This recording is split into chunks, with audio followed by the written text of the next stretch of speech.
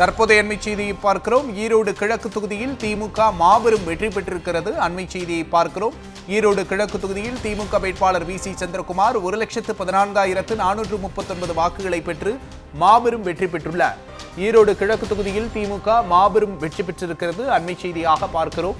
ஈரோடு கிழக்கு தொகுதியில் திமுக வேட்பாளர் வி.சி. சந்திரகுமார் 1,14,439 வாக்குகளை பெற்று மாபெரும் வெற்றி பெற்றிருக்கிறார். அண்மை செய்தியை பார்க்கிறோம்.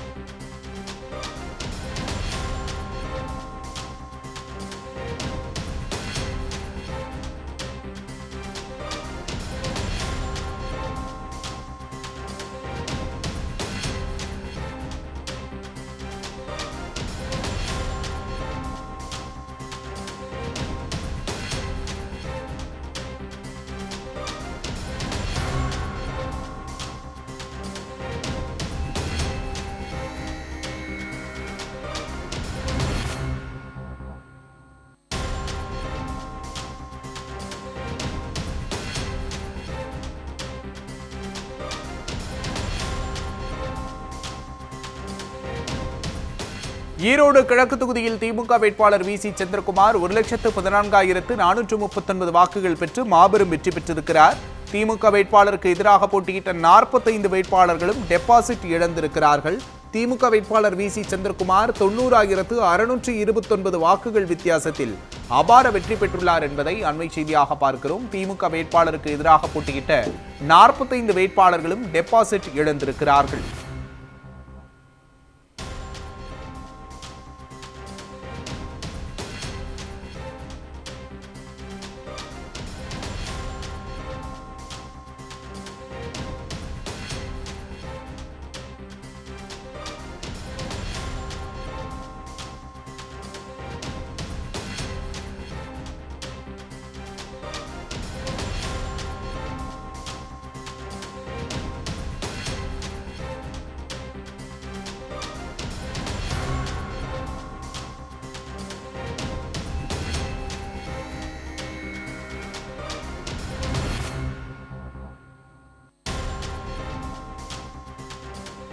ஈரோடு கிழக்கு தொகுதியில் திமுக வேட்பாளர் வி.சி. சந்திரகுமார் 1,14,439 வாக்குகளை பெற்று வெற்றி பெற்றிருக்கிறார். இது தொடர்பான கூடுதல் விவரங்களை எமது ஈரோடு செய்தியாளர் பழனிசாமியிடம் கேட்கலாம். கூடுதல் விவரங்கள்.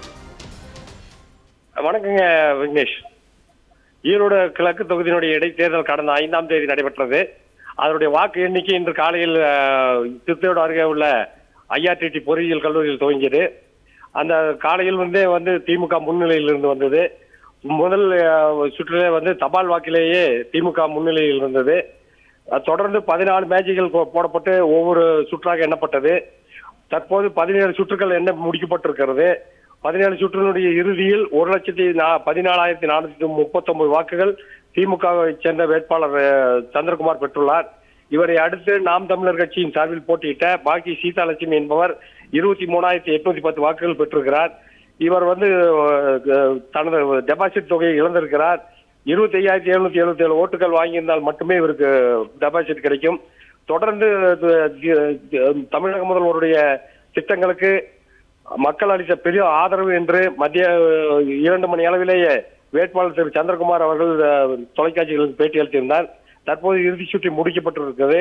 இன்னும் 2 இயந்திரங்கள், வாக்குப்பதிவு இயந்திரங்கள் 2 பழுதடைந்ததை எண்ணும் பணி இருக்கிறது. அதில் ஒன்றும் பெரிதாக வரப்போவதில்லை.